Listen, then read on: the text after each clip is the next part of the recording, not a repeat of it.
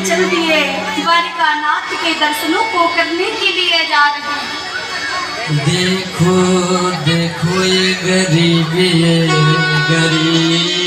कहाँ कृष्ण के दर पे विश्वास लेके आया हूँ। यही सोच कर मैं आस करके आया हूँ।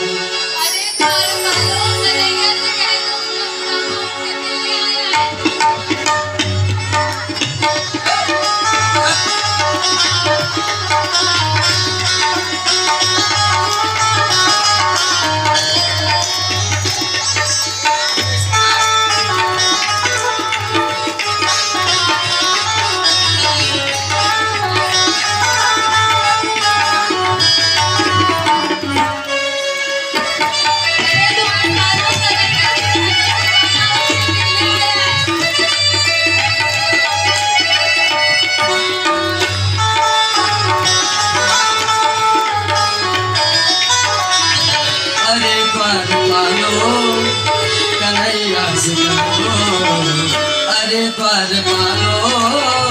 कन्हैया से कहो इधर तो सुहाना गरीब आ गया है, इधर तो सुहाना गरीब आ गया है।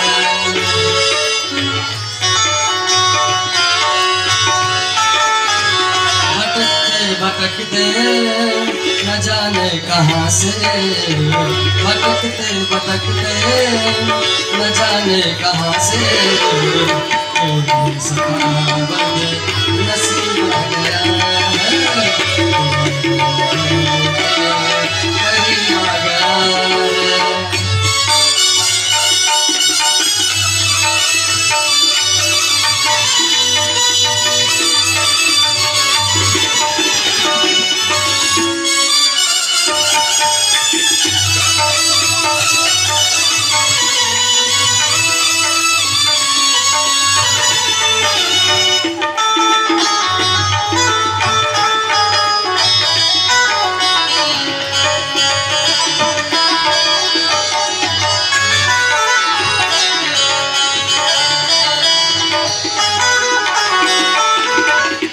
सर पे है पगड़ी न तन पे है जामा, बता दो कन्हैया को नाम है सुदामा, बता दो कन्हैया को नाम है सुदामा। न सर पे है पगड़ी न तन पे है जामा, बता दो कन्हैया को नाम है सुदामा। न सर पे है पगड़ी तन पे हजावा, बता दो कन्हैया को नाम है सुदामा, बता दो कन्हैया को नाम है सुदामा। और एक बार मोहन से जा कर के कह दो, एक बार मोहन से जा कर के कह दो कि मिलने सखा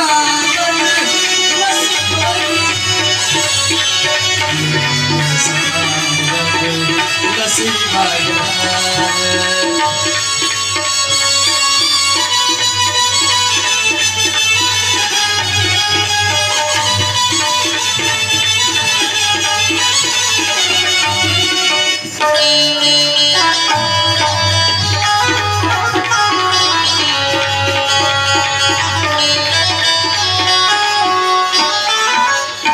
सुनते ही दौड़े चले आए मोहन। क्या कहा सुदामा जी? आपका नाम कि हमारे स्वयं मित्र हैं, स्वयं श्री कृष्णचंद्र भगवान। ऐसा नहीं हो सकता, तुम जैसे बहुत आते हैं और प्रत्येक व्यक्ति यही कहता है कि द्वारकाधीश हमारे मित्र हैं। यदि आपके मित्र होंगे तो किसी मंदिर देवालय में, धर्मशाला में, अनाथालय में, आश्रम में पड़े होंगे, वो आपके मित्र नहीं हो सकते हैं। वो तो यहाँ के राजा है, महाराजा हैं उनके यहाँ 56 करोड़ यदुवंशियों की सभा लगी हुई है। इसीलिए आप यहाँ से लौट जाइए, हम आपको वहाँ तक नहीं पहुँचा सकते हैं। और यदि पहुँचना ही चाहते हो तो यहाँ जो भी भगवान से मिलने के लिए आता है कुछ ना कुछ भेंट लेकर के आता है। आप कुछ भेंट लेकर के आए हो? नहीं लेकर के आए तो ठीक है, आप मिलना चाहते हो, हम भगवान से जाकर के कहते हैं यदि उनका आदेश होगा तो आपको अंदर ले जाएंगे, नहीं तो भोजन करके हम आपको यहाँ से विदा कर देंगे। अभी जाकर के सूचना देते हैं। बोलिए द्वारकाधीश की जय। उपाद रहित जय शेष अशेष उदेश उदय, जय तार आधार अधीर धरा, जय साच्युत आनंद अवतार उभय, भव भंजन काम सखाव कुश्याम ब्रजेश विजय, जय साच्युत आनंद रूप विभो। सब में बोलो द्वारकाधीश की जय, द्वारकाधीश की जय। भगवान एक दीनहीन ब्राह्मण है, वह आपसे मिलना चाहता है। शीश पगा न ठगा तन पे, प्रभु जान को आए बसो के ग्रामा। भसावन वाले भैया कृपा करो, थोड़ा भजन ही नहीं गा पा रहे तुम्हारी कृपा की वजह से आज। एक दीनहीन ब्राह्मण है, पैरों की बाई फटी हुई है, मस्तक पर चंदन लगा हुआ है और आपको बालापन का मित्र बतला रहे हैं और अपना नाम सुदामा बतला रहे हैं। क्या कहा भैया? सुदामा आया है। सुनते ही दौड़े चले आए मोहन, लगाया गले से सुदामा को मोहन, लगाया गले से सुदामा को मोहन। कि सुनते ही दौड़े चले आए मोहन, लगाया गले से सुदामा को मोहन। सुनते ही दौड़े चले आए मोहन, लगाया गले से सुदामा को मोहन, लगाया गले से सुदामा को मोहन। हुआ रुक्मिणी को बहुत ही अचंभा, हुआ रुक्मिणी को बहुत ही अचंभा, ये मेहमान कैसा अजीब आ गया, कैसा अजीब आ गया। अरे द्वार पालो कन्हैया से कह दो, इधर तो सुदामा करीब आ गया, इधर तो सुदामा करीब आ गया, इधर तो सुदामा करीब।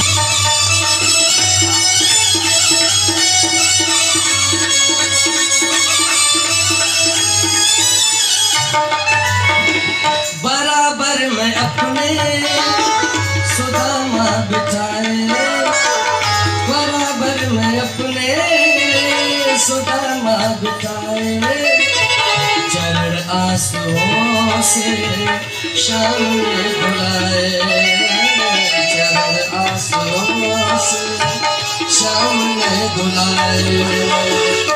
बराबर में अपने सुदामा बिठाए, चरण आंसुओं से शाम में धुलाए।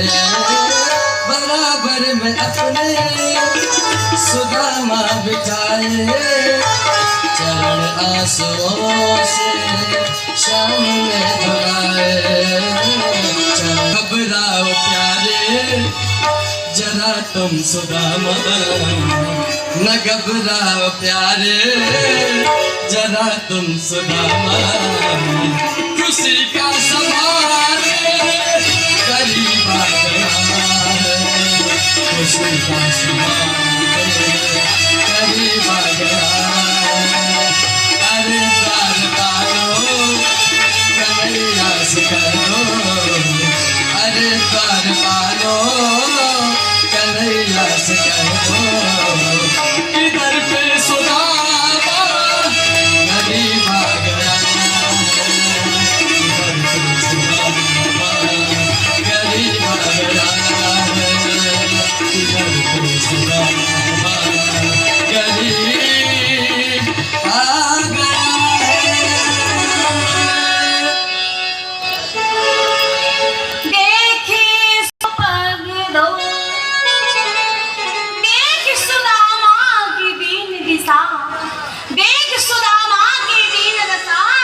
करुणा करके करुणा निधि रोए, पानी पर आंख को हाथ छुओ नहीं और नैनन के जल सोपक धोए। भगवान ने एक मुट्ठी चावल को लिया, कन्हैया ने देखा, भाभी ने कहा भेजो है, कछु तो भेजे ही होगो, पहले बार मित्र तू आया है, क्या भेजा भाभी ने? कन्हैया महाराज मांग रहे हैं और सुदामा जी देना नहीं चाहते, छुपा करके बैठे हैं तंदूर की पोटली। कन्हैया की दृष्टि महाराज जो पोटली पर पड़ी और छीन करके महाराज आज कन्हैया ने एक मुट्ठी चावल को महाराज और कन्हैया दूसरी मुट्ठी चावल को लेकर के महाराज जो अपने मुख में दिया और दूसरी मुट्ठी चावल का भोग लगा करके आज सुदामा को दो लोगों का वैभव ऐश्वर्य लक्ष्मी संपत्ति देके राजा बना दिया। बोलिए द्वारकाधीश भगवान। कन्हैया ने जैसे ही तीसरी मुट्ठी चावल को लिया महाराज और तीसरी मुट्ठी चावल को लेकर के जैसे ही मुख में लेने वाले थे, आज रुक्मिणी रानी को चिंता हो गई और रुक्मिणी ने कन्हैया का हाथ पकड़ लिया।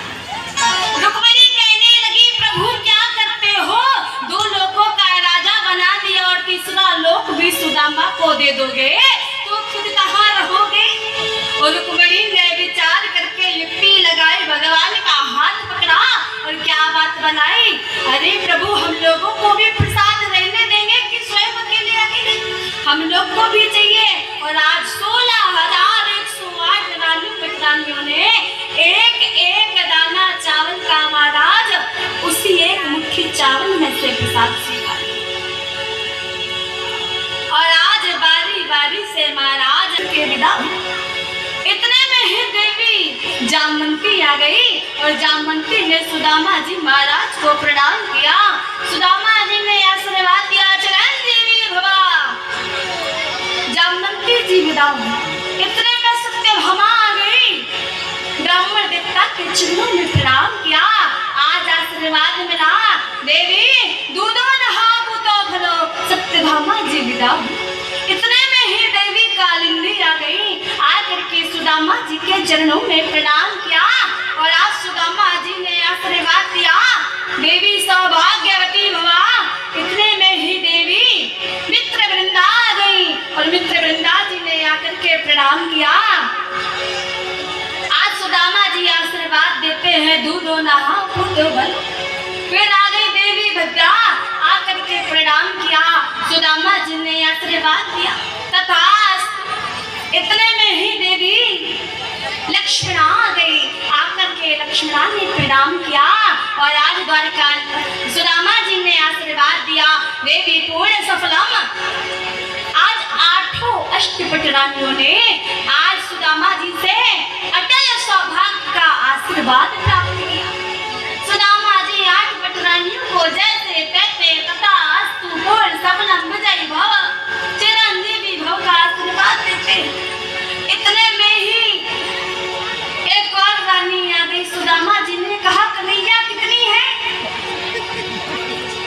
16,108। 100-200 की गिनती पूरी हुई। अब तो सुदामा जी जो ऐसे हाथ आशीर्वाद दे रहे थे ना, आप सभी संक्षेप में सूक्ष्म रूप में, कन्हैया तू ही सबके बदले आशीर्वाद ले, मैं तुझको ही दे देता हूँ, तू सबको दे देना। और द्वारिका नाथ ने अंत में हमारी सुदामा जी को प्रणाम किया और सुदामा जी ने सबके बदले इकट्ठा आशीर्वाद दिया, सौभाग्यवती भवा। और द्वारिका नाथ प्रसन्न हो गए और 16,108 रानियों को आशीर्वाद प्राप्त हुआ। यहाँ सुखदेव जी महाराज राजा पर लीला करते हैं, वहां पर ऋषियों का आगमन हुआ और जो संतों का आगमन हुआ, सामने पेट पर कपड़ा लगा करके महाराज नई दुल्हन का स्वरूप बनाया और संत का श्राप लगा। दुर्वासा कुशा नाम की ऐसी नुकीली घास के रूप में परिवर्तित हुआ और वही यदुवंशियों के विनाश का कारण हुआ। और आज सभी यदुवंशियों ने नशे का पान किया, मदरा का पान किया, ऐसे मदमस्त मतवाले हो गए और सभी आपस में महाराज झगड़ने लगे। और कुछ नाम के भगवान आज अपनी रानी पटरानियों को द्वारिका से सुरक्षित रखने के लिए शीघ्र ही महाराज जीवन की रक्षा जाएगी और भगवान हमारे अपनी लीला को पूरे करते हुए महाराज आज सुखदेव जी परीक्षित को कथा सुनाते हैं। जब भगवान का निज धाम की लीला पूरा करने का समय आया, उद्धव पांचों पांडव आज महाराज रुदन कर रहे हैं कि भगवान के जाते ही कलयुग आ जाएगा, धर्म किसकी शरण में जाएगा, कलयुग के जीवों का क्या होगा। भगवान की समस्त द्वारिका तो समुद्र में समा गई महाराज। आज एक बहलिए के प्रहार से महाराज मृग समझ कर कि उसने ऐसा वार मारा और यही पूर्व जन्म में राजा बलि था जिसने भगवान राम जी को छिप करके वार मारा था। भगवान को अपराध लगा और आज वही राजा बलि महाराज एक क्रूर बहली के रूप में आया और कन्हैया के चरणों में महाराज जैसे ही वार का प्रयोग किया, एक हिरण मृग समझ करके और कन्हैया के चरणों में जैसे ही वार का तीक्ष्ण प्रहार लगा, आज कन्हैया अपने निज धाम को जाने लगे। सुखदेव जी मन में विचार करते हैं, चिंतन करते हैं, राजन तुम्हें पूर्व काल में समीक मुनि के पुत्र श्रृंगी के द्वारा जो 7 दिन में मरने का श्राप लगा है वह फलित हो जाएगा। आज कथा का 7वां दिन है, तक्षक सर्प आएगा, परीक्षित आज तुमको डस लेगा, तुम्हें चिंता नहीं होगी, आज तुम मृत्यु को प्राप्त हो जाओगे, तुम्हारा अंतिम दिन है। परीक्षित ने कहा, महात्मन आप जैसे संत के द्वारा भगवान श्री कृष्ण की लीला माधुरी को सुन करके अब मृत्यु का भय नहीं रहा, अब तक्षक आ भी जाए तो मेरा कुछ नहीं बिगाड़ सकता, अब मुझे मृत्यु का भय नहीं है। और उसी समय महाराज जैसे ही 12वें स्कंद की कथा को पूरा किया, आज सुखदेव जी महाराज ने उतने में ही तक्षक नाम का सर्प अति सूक्ष्म रूप में आया और आकर के आज परीक्षित के चरणों में जैसे ही महाराज डस लिया, आज महाराज परीक्षित मैं तो भगवान की कथा में ऐसे विलीन हो गए, ऐसे खो गए कि समाधि लग गई। आज ब्रह्मानंद का परमानंद का ऐसा अनुभव परीक्षित करते हैं कि कथा सुनने के बाद देह का ऐसा भान ही नहीं रहा, वे अनुसंधान से ऊपर उठ गए। महाराज परीक्षित ये सोचने का भी पता नहीं रहा कि 7वें दिन तक्षक आएगा और हमें मृत्यु मिलेगी। महाराज विचार करो, जिसने 7 दिन बैठ करके अनवरत गति से श्रीमद् भागवत कथा रूपी अमृत का पान किया हो, जो देवताओं के लिए भी दुर्लभ है, क्या उसकी कथा सुनने के बाद मृत्यु होगी? ये तो मोक्षदायिनी कथा है, मदमा सिखाती है। आज निर्भय हो गए। बोलिए सुखदेव जी महाराज की। राधे राधे। पप्पू जी शंभू संगीत महाविद्यालय सीतामढ़ी, पप्पू जी शंभू संगीत महाविद्यालय सीतामढ़ी, उनसे भी आग्रह है कि कृपया मंच पर आ जाए।